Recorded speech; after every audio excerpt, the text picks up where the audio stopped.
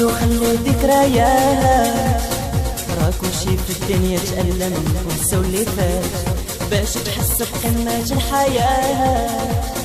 لا تنساش الله والوالدين والوالدات، انسى الماضي وخلي ذكريات.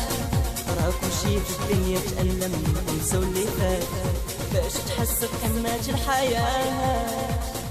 لا تنساش الله والوالدين والوالدات.